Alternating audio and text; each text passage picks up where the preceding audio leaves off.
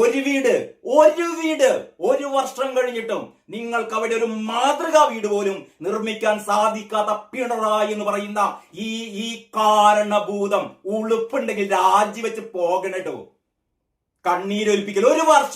ഒരു വർഷം കാത്തിരുന്നിട്ട് കയ്യിൽ എത്ര പൈസ ഉണ്ടെന്ന് അറിയോ? 700, ഇന്ന് ഏറ്റവും പുതിയ കണക്കുണ്ട്, ഏതോ പത്രത്തിൽ ഞാൻ കാണിക്കാം. 770 കോടി രൂപ. 770 കോടി രൂപ മുഖ്യമന്ത്രിയുടെ ദുരിതാശ്വാസ നിധിയിൽ ആരോടും ചോദിക്കേണ്ട, നമ്മളൊക്കെ കൊടുത്ത, ഞാനും നിങ്ങളുമൊക്കെ കൊടുത്ത, കുട്ടികൾ കാശ് കൊടുക്ക പൊട്ടിച്ചിട്ടും സ്ത്രീകൾ ആടിനെ വിറ്റിട്ടും പശുവിനെ വിറ്റിട്ടും ഒക്കെ കൊടുത്ത ഈ എത്ര കോടിയാണ്? 776 കോടി എന്നാണ് തോന്നുന്നു ഏറ്റവും പുതിയ കണക്ക്.